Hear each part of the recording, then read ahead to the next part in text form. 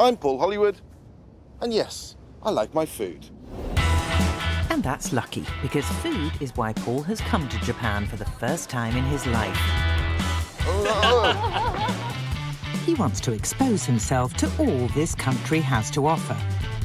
Although, thankfully, that's not his bottom. Paul's time here is about flexing his culinary muscles. That's an oyster, not a mussel. Paul is in Japan to eat. I've never been to Japan before. I mean, why would I? I'm a baker. It's all about rice and noodles, isn't it? Ta-da! Anyway, I'm told it's now the #1 destination for food lovers. And that's why I'm here. I'm on a bit of a mission to learn why this country is so obsessed with food. Oh, mental! To see if the food here is as good as everyone tells me. We like the junk food! And learn why eating plays such a crucial role in all aspects of Japanese life. 350 English pound for that strawberry. Just think about that for a minute. And Paul being Paul, he's bound to find a way to get bread involved somehow. Oh, yeah. Welcome to Japan, Paul Hollywood!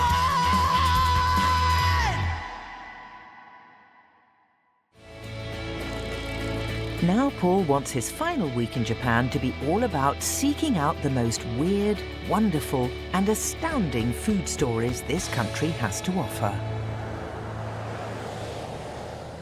And his first stop promises to be right up there as one of the most astounding places he's visited. Paul's heading deep into the Japanese countryside for an extraordinarily fruity experience. He's going strawberry picking. It's pick your own in the UK, isn't it? Spend a day in the field doing the farmer's work for him, getting sunburns and eating as many as you can. One in the basket, one in your gob, and then you feel a little bit sick on your way home. In Gifu Prefecture, about 30 minutes drive northwest of the city of Nagoya, is the Okuda Strawberry Farm.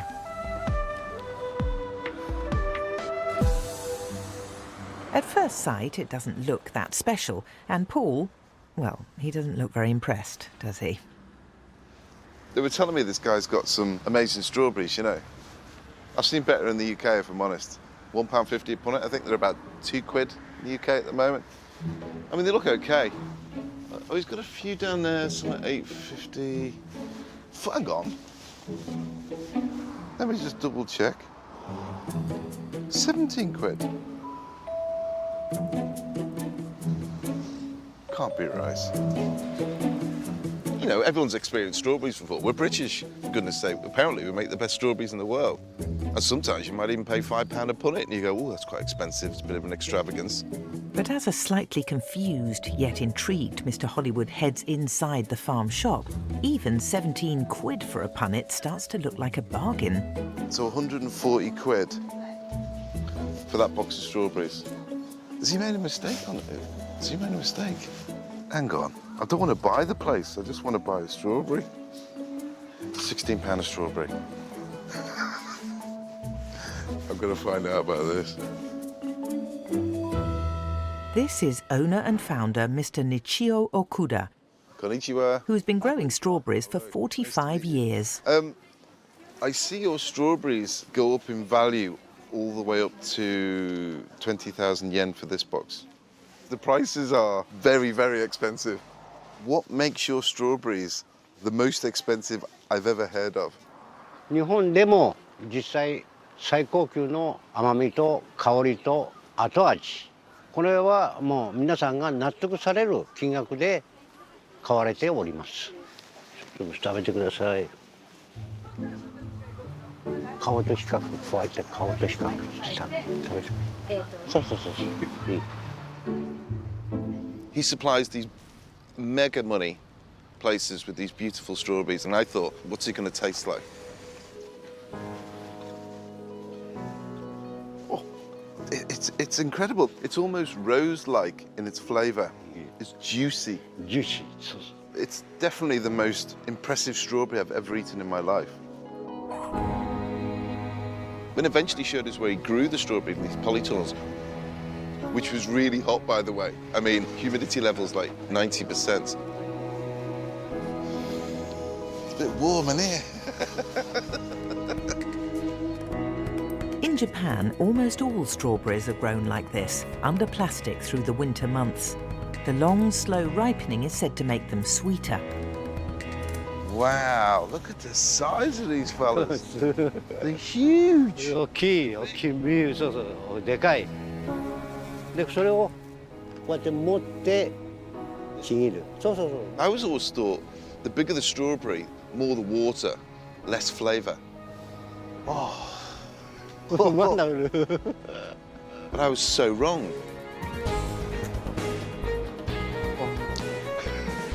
最高。 Oh, 丸、これ。 yeah. Oh my word, that's fantastic. 美味しい。甘み、ジューシー。ジューシー。 What is it that makes your strawberries the best in the world? で、この藁も稲わらが引いて、温度を夜は高めに作ってる。で、暖房も夜は最低気温がある時には温度を上げて、ハウスの温度で寒暖差を大きくして、いちごを大きくして甘みを作る。 Now, Paul may think he's already had the best strawberries he'll ever taste, but incredibly, Okuda-san has kept the best till last. Where's it gone? Ah, more strawberries. This is a new variety which Okuda-san has spent the last few years perfecting. Remember the colour, looking at it going, wow, they look really red. Tell me about this. What's this then? これはいちごです。 Yeah. This strawberry is now thought to be the very best you can buy in the whole world. 香りも Smell. Wow, that's intense. 重たい。 It's heavy. How much is this strawberry then? これ一粒5万。 50,000 yen. 一粒5万。 I don't want all of these, just one. わあ。 I didn't know what to say. 350 English pound for that strawberry. Just think about that for a minute. I mean, it's such a leap from 20 to 350 pound. Do you drive a Ferrari? You do, don't you? You have a set of Ferraris around the back there. I have never drank or eaten any food that's more expensive than that. Would you mind holding that for me a second? Thank you. This is all my money. 2, 3. I understand this guy. His passion for strawberries is incredible. He invented this. He grew this thing for strawberry.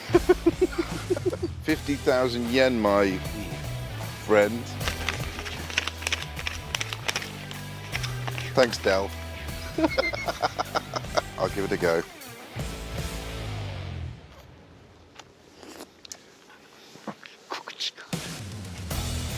It's like, makes you happy.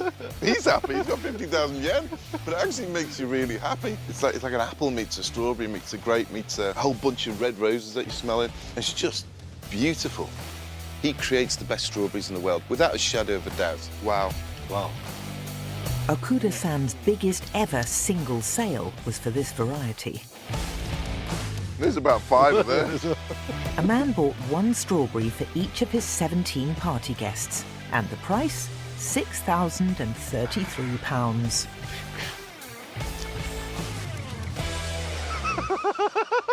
Even the stalk tasted good. You're a master. It's going to be hard to top a £350 strawberry, but Paul's certainly up for the challenge. That's Paul Hollywood off the Bake Off, and he's on a food tour of Japan. See, there's some sushi. It's really good. Oh, wow. In his final week here, he's searching out some of the weirder and more extraordinary stories I've never seen anything like it. this food-obsessed country has to offer. Do you drive a Ferrari? You do, don't you? And if we're talking about Japanese obsessions, then we have to talk about the cherry blossom season. The Japanese love of cherry blossom, or sakura as it's known here, puts British celebrations of spring firmly in the shade. Celebrating spring in the UK. Well, there's a bluebell wood near us. Loads of people stop and take selfies and park everywhere. We get May Day bank holidays. Yeah! Do people still dance around maypoles? And Morris dancers? Are they part of the spring celebrations? I'm not a fan of Morris dancers. It's fair to say that the Japanese go utterly bonkers for cherry blossom. Throughout spring, the weather forecast ends with a daily sakura update predicting where the blossom will be best. And right now, that's in the town of Kawazu on the Izu Peninsula, where the pink trees and the crowds who've come to see them stretch for a couple of miles along the riverbank. Pools come too, with Yuriko Kotani, a UK-based Japanese comedian who's flown home specifically to show him the cherry blossom. Well, it's just gorgeous. Look at the colors. It's beautiful. Pink just make you content, isn't it? I think happy. Yeah, It does. I must admit, yeah. I'm a bit of a grump, to be honest. But when you look down there and see this, Yeah, look, it's just the tunnel. It's the beginning of the year kind of feeling. Yeah. And also, these beautiful flowers doesn't last long. yeah. So we appreciate the moment as much as we can. It's like a sunshine in Britain, you know? Like, Well, yeah, that's Almost half of Japan's 126 million population take part in blossom-themed Hanami picnics every year. And for those that don't bring a picnic, there's row after row of food stalls. They have a saying in Japan, which Yuriko taught me, Hana Yori Dango. That means food over flowers. So yeah, come and enjoy the pretty pink trees, but get stuck into your food. There's a street food feast on offer here. But sugar is really the thing. In times past, sugar was a luxury only enjoyed at festivals, so this was and still is a chance to overdose on the sweet stuff. And of course, a lot of it comes in just one choice of colour, pink, like taiyaki, fish-shaped pancakes stuffed with pink custard cream. Do you know what, the custard inside is delicious. It's the bubble gum on the outside I don't get. And sakura-flavoured mochi, that's sweet pounded rice. Last time I had a texture like that, I was wallpapering a wall. Wallpaper. Is there a bin around here anyway? It's not just at the festivals where everything turns pink. You walk into a Japanese supermarket in spring and there's a sakura-flavoured version of pretty much everything you can eat. Look what I bought, a cherry blossom Kit Kat, that classic British chocolate bar, and it's a Japanese obsession. Throughout Japan, the Japanese love their chocolate fingers as much as they love their cherry blossom. So far, Nestle have launched over 400 different flavours of Kit Kat in Japan, and every day the Japanese eat 5 million of these little chocolate bars. That's almost 2 billion every year. Appropriately, on a very small picnic rug under the sakura trees, Yuriko has gathered together an impressive selection of Japan's favourite chocolate bar for Paul to try. I don't understand what a Japanese Kit Kat is. This is a Kit Kat. Yeah, That's, milk chocolate, wafer, that's the proper one. there are so many flavors. That's chestnut. Chestnut. Yeah, So what's that one? can you guess? Nettle. It's wasabi. Wasabi Your Kit Kat. favorite, yes. That's horrible. I mean, these sold all over the country, are they? Yes, and we do regional ones as well. For example, this is from Tokai area, my region. It is azuki red bean toast sandwich. Kit Kat's huge popularity here is largely due to the fact that the Japanese view this chocolate bar as being lucky. In Japanese, we got a phrase, Right. kitokatsu. Kito, kato. Means like a win for sure. So it's a Hopefully lucky you win. thing? Yeah, like a good luck charm. What's that one? Oh, that's matcha. Matcha yeah. green tea. That is revolting. I mean, how dare they do that to a Kit Kat? So I'm just wondering, like, why don't Britain do similar thing? For example, donut flavor. I suppose you could do a roast beef. Yeah, Yorkshire roast beef, pudding, yeah. fish and chip Kit Yeah. Kat. Cornish pasty If you come up with a Cornish pasty Kit Kat, Yeah. me and you are going to fall out. Because I promise you, Cornish pasties stay in a rough puff pastry.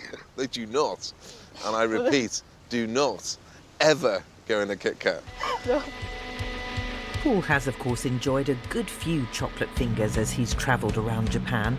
And as we've seen, he's also discovered that the Japanese are dab hands at another of his favourites, baking. I'd have a sandwich with that any day. But man cannot live by bread and chocolate alone, although that is an attractive thought. While exploring this extraordinary country, Mr. Hollywood's also put away a fair number of bentos, the traditional Japanese lunchbox. Oh, that's good, Simon. The Japanese eat their way through billions of shop-bought bentos every year. However, most parents still prepare bento boxes at home every day for their kids to take to school. And the care they take doing it puts us Brit parents to shame. My mum never exactly lavished love on my packed lunch for school. Cheese sandwich on sliced white, carton of orange juice, ready salted crisps, chocolate bar. And then she lobbed in an apple, which spent most of the morning bouncing round in the Tupperware box and was covered in bruises by lunchtime. Tomomi? Hi. Lovely to meet you. Nice to meet you too. How'd you start, with the rice? Yeah. This is Tomomi Maruo. She laughs a lot. But she's also a bit of a bento artist and has become a YouTube sensation in Japan, teaching parents how to make the most extraordinary bento boxes for their children. I tell you what, the sticky rice is really proper sticky. And today she's teaching Paul. I mean, proper So you sticky shouldn't rice. touch. Well, aren't you? You have to, don't you? Tomomi makes Chiara Ben, which are character bentos, food style to look like celebrities and cartoon characters. So I thought I'd make a Chiara Ben based on the Bake Off team. Me, Prue, Sandy and Noel. Let's face it, it's going to make the character bento box look amazing. Put soy sauce to put color on the rice. I'm tend to be brown Me too. because I have a Mine is perma tan. Noel's very white because he's a vampire. Tomomi started out just making Chiara Ben for her kids. They requested me what to make. What so did they want? First, cartoon characters. But when other mums started asking for lessons, Use this fish cake. Right. she started making videos for the internet. You look angry. I do look like an angry sumo. Yeah, right. Sumo wrestler. I didn't wait to agree with that. And now Tomomi has a large and loyal online following. Vampire. No, Because he's dead. he died 5 years ago. Sorry for him. Chiara Ben has become massively popular, and parents now compete to make sure their kid has the best and most stylish packed lunch. It doesn't need to be competitive, right? Yeah, but you'll always get competitive mums and competitive dads. I've been in a school sports day. Forget fancy trainers. If you want status in a Japanese playground, you need to be revealing a brilliant Chiara Ben every time you open your lunchbox. Sandy. He's got a little scarf on. Kawaii, cute. I'm trying to work on Prue now. You need Can I take what? some of that ham, please? It's all got so competitive that some schools have now banned Chiara Ben to try and restore peace in the playground and at the school gate. So you've started a big problem now in schools. The faces were basically rice balls with a bit of dressing, but to finish off the bento boxes, Tomomi had me making a whole load of other decorations out of a whole variety of other food. Like a heart shape. How clever is that? You know, in the UK we say you should have your 5 a day. Rose. Kawaii, kawaii. Oh, yeah. Well, in Japan they say they should have 30 different types of food every day as part of a balanced diet.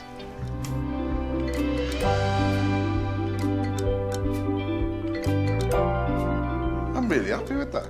Noel's even got a broken nose. No. Arigato. どういたしまして。 That is fantastic. Although 2.5 hours to make a lunchbox. Back to Kit Kat and an apple for me. I brought a gift for you. You bought a gift for me? Yeah. Ta-da! That's fantastic. Arigato. どういたしまして。I hope you like it. That is fantastic. I think I'll sit there quite well. You've even given me dark hair. Bless you. Thank you. You're welcome. Paul Hollywood is eating his way around Japan, learning why this country is so obsessed with food. It's just beautiful. And in his last week here, Ta-da! Fantastic. discovering the weirder ways in which food permeates every aspect of Japanese life and culture. That's horrible. And nowhere is that more evident than on Japanese television, where their obsession with food is on a whole different level of weird to the channels back home.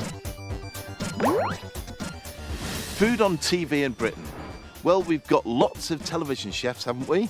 And we've got a fair few competitive food shows. The best of those is one called the Great British Bake Off. You might have heard of it. Food dominates Japanese TV and features in a massive number of programs. There are hundreds of food-based game shows, thousands of food-based anime, endless cookery shows and food documentaries. And amongst the most popular shows on Japanese TV are the huge number of what are called gourmet dramas, which follow the main character as they go for dinner and, well, that's it.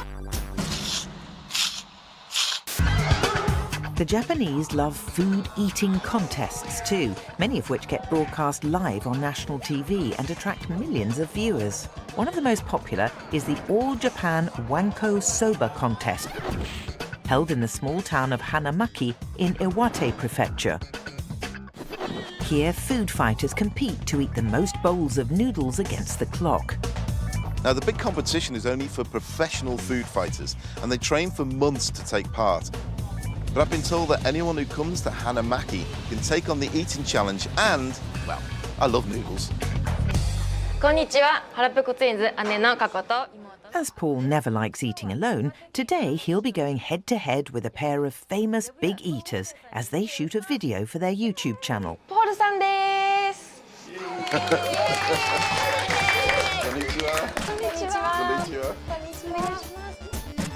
The Harapeko twins, Kako and Ako, are part of a YouTube phenomenon which has swept across Japan in the last few years.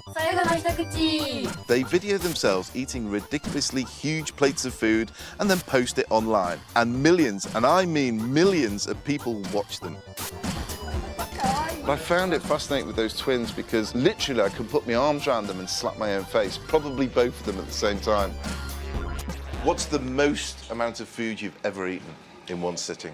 私はパスタを8キロ食べました。 8 kilos of pasta? 私は大会があったのでその大食いのあんかけチャーハンを 9.4 キロ。 Wow. Obviously, I'm a big lad. So what I want to know is how do you stay so slim? 運動と便通がものすごくいいので、1日もう10回以上はトイレに行くぐらいなので、押し出し式みたいな食べたものがもうこうプンプン。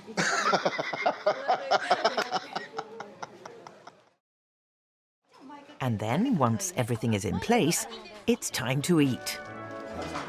Right, let's bring it on.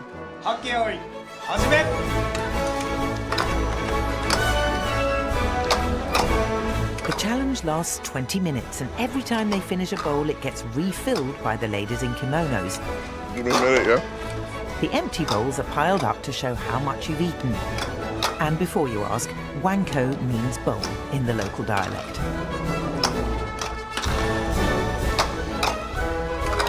Oh, mental!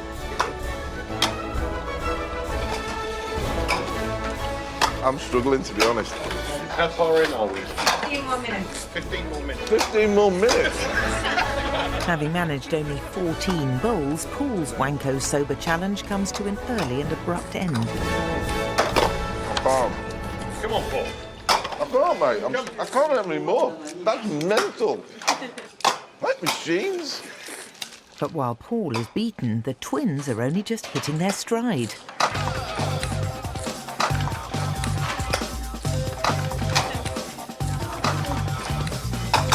That's just, I've never seen anything like it. I mean, look at the size. That's what baffles you. The miniature. It's extraordinary. This eating challenge apparently dates from the 17th century when a high-ranking local landowner visited Hanamaki. It was a poor town, and the people were embarrassed that all they had to offer him was simple soba noodles. Can you hear the belching, Ben? Can you? To try and make the meal appear more sophisticated for their posh guest, they served the noodles in a small, delicate bowl. The landowner loved the noodles and asked for another bowl, and then another, and then another. And thus the Wanko Soba Noodle Eating Challenge was born. Apparently. 6, 5, 4, 3, 2, 1. That's it.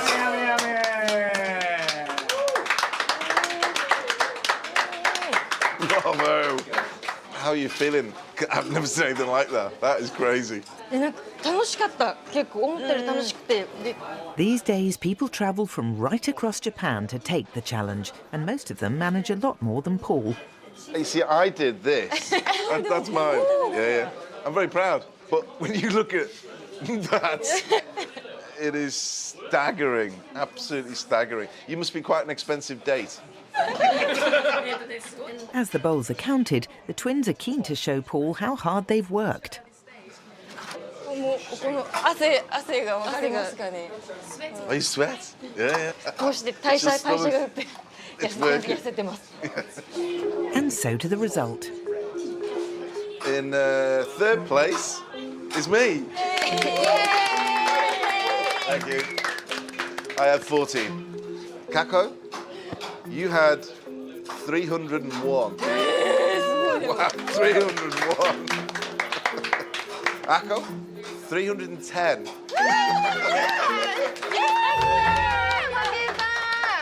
Over 300 bowls each, and I managed to eat 14. Wow. And afterwards, they actually sat and ate lunch with us too. You're going to be paying for this in about an hour or two.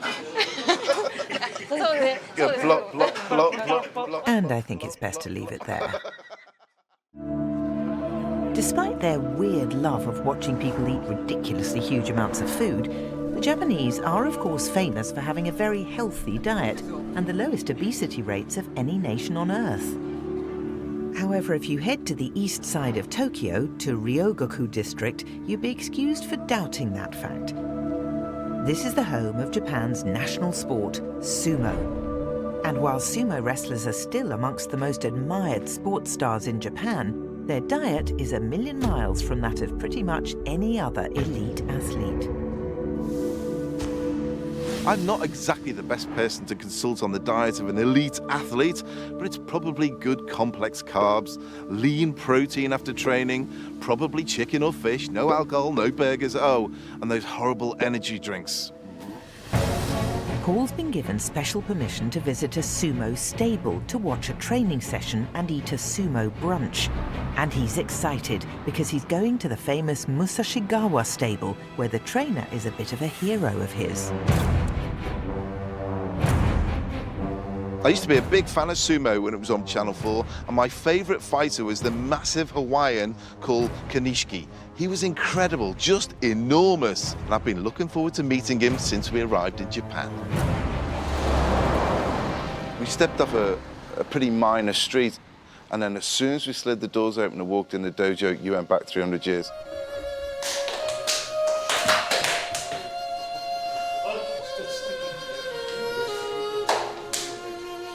Everybody was listening to the masters, and there was respect. You were in a very special place.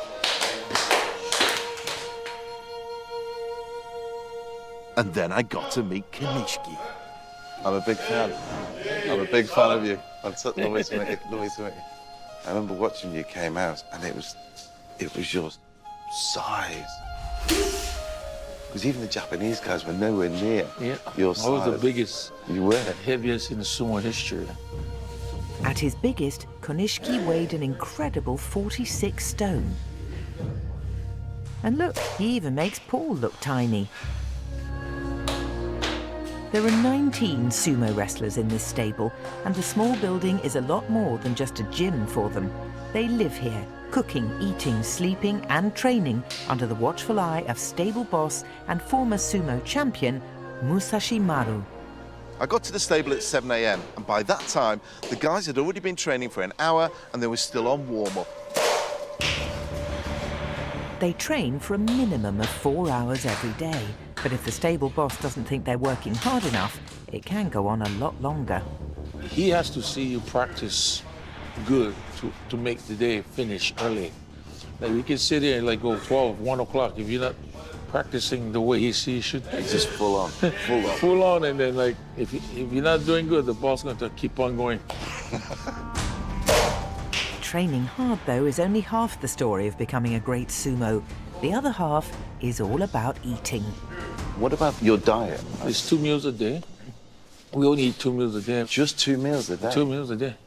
And your calorie intake, what sort of levels are you looking at? I think average for 1 meal probably, this boys over here probably anything between 4 to 6 maybe. 1,000? Per 1,000 per meal. 1,000 calories, wow. 4,000 to 6,000 calories per meal. That's up to 12,000 calories per day.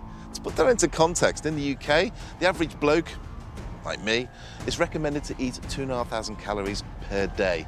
They're eating 5 times that. Like there's no breakfast. These guys, we practice on an empty stomach. We're not allowed to drink anything too. Well, surely you need to put the weight on. Yeah, but when you go to hard practice, there's hours of practices, so you can tell who ate. Our first meal is after practice. It's like a brunch, lunch.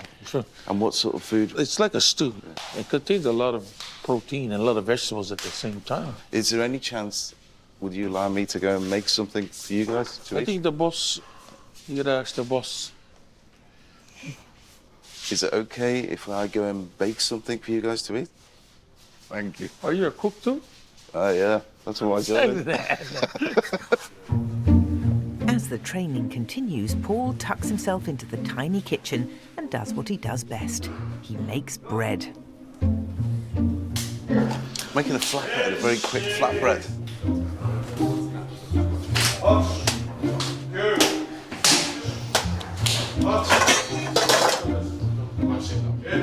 Professional sumo dates back almost 400 years, and many of the original fighters were out-of-work samurai.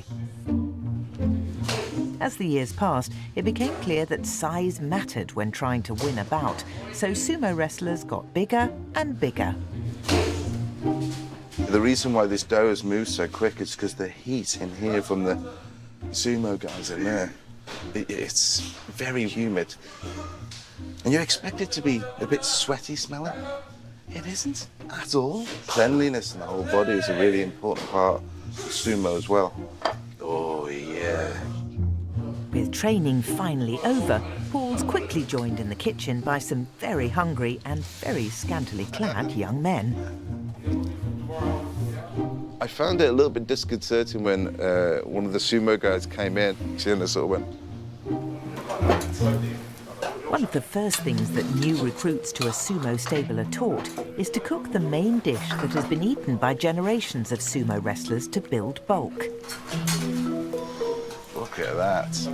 A massive pot of protein-rich stew called chankonabe. And what's in that?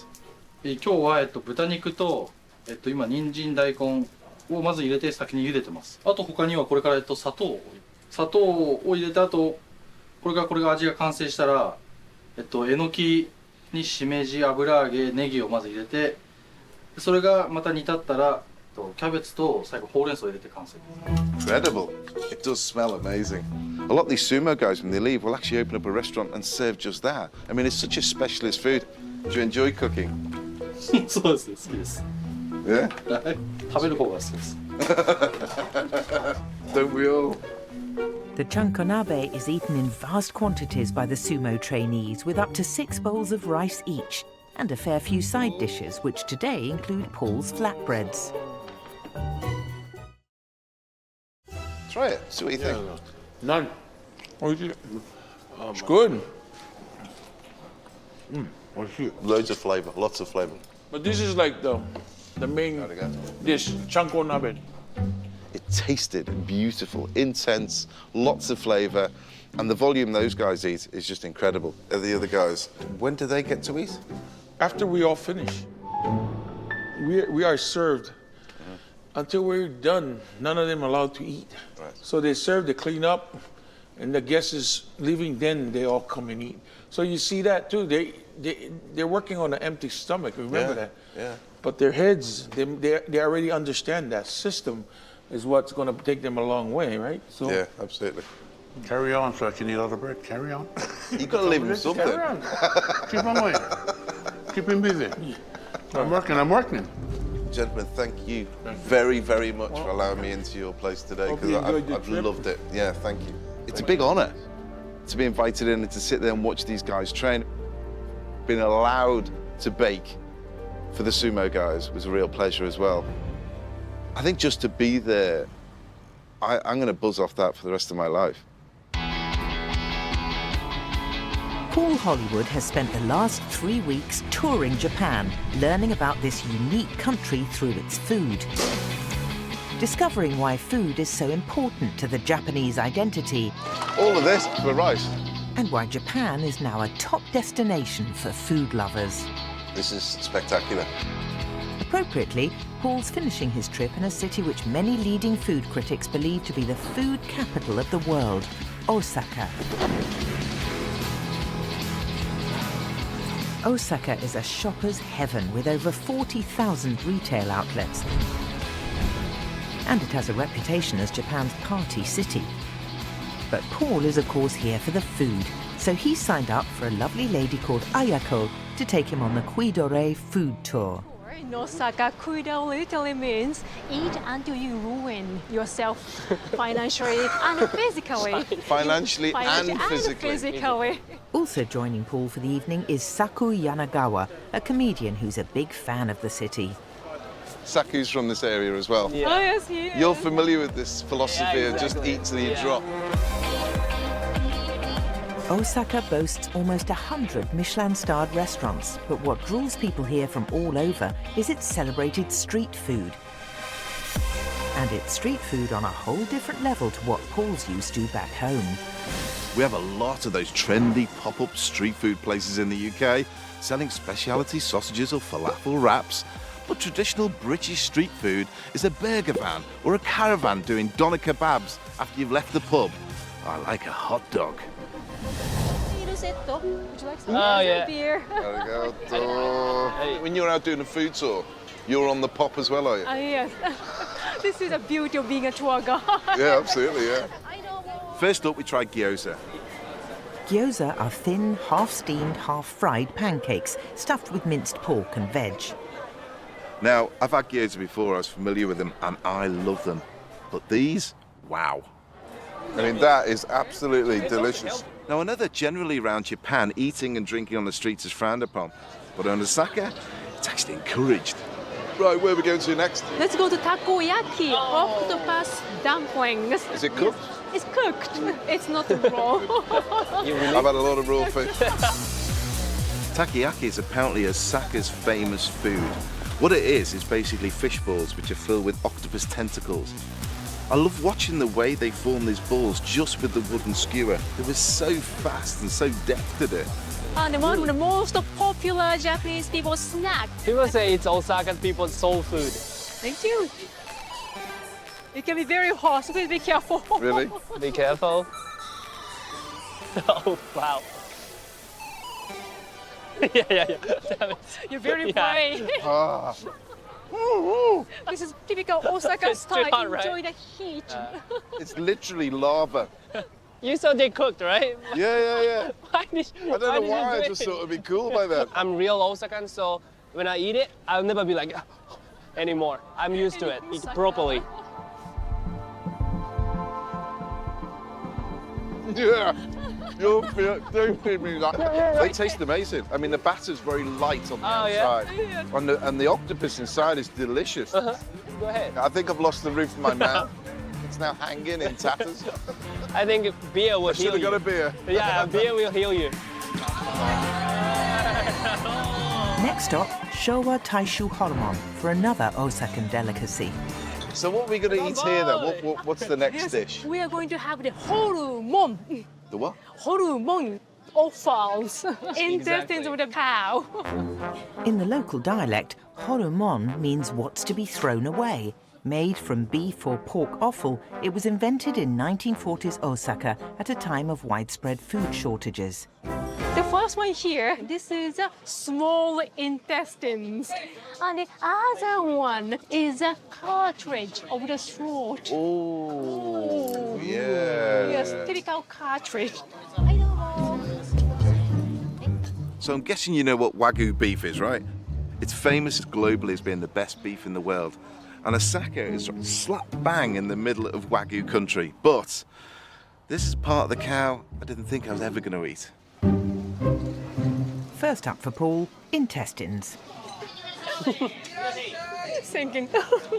No, I know he likes it. The flavour is good.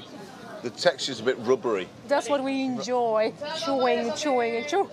Can't wait to try the throat. Go try it first. You've not had this before, have you? Chewy because of the cartridge. It's really unique, actually. Oh, that's not a good word.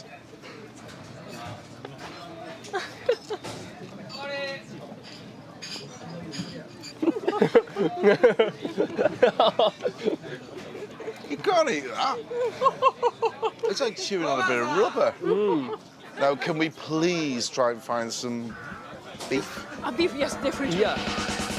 Finally, we were heading for Wagyu. Hallelujah. Kobe beef. Kobe beef. Outside of Japan, the most famous type of Wagyu is Kobe beef. And in Osaka, if you've got deep pockets, you can buy the very best Kobe beef from a street stall.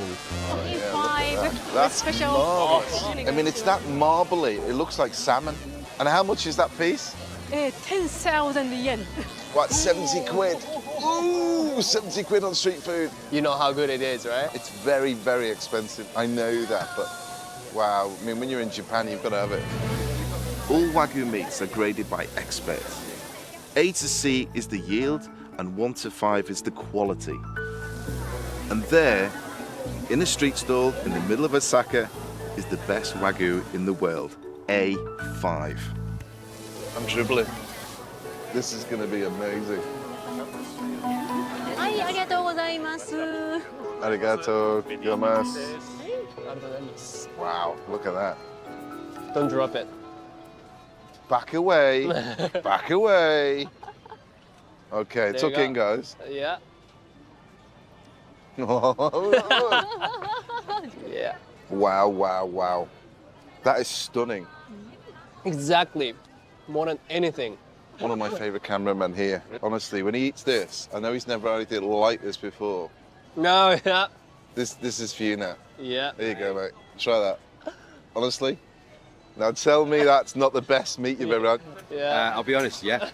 By a long Isn't way. it? Yeah. That's incredible. You don't chew it, do you? It falls to pieces. Do you know what? It's one of the best meals I've had in Japan. Yeah. This one. That, on the Really? street in Osaka, with a beer, You'll, with my friends. yeah. Yeah. Oh, thank you for bringing me here. Thank you. Bye Come for back. Osaka. Come back. Thank you. To Osaka. Yeah. And Kobe beef. Well, that certainly ended Paul's Japanese food adventure on a happy note, didn't it? Right, I'm going to get another one.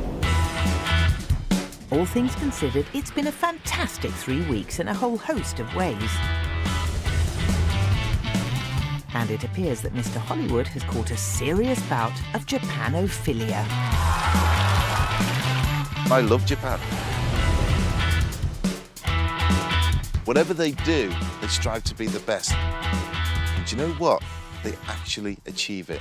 Even down to growing strawberries or making a simple ramen. The guy's got a Michelin star.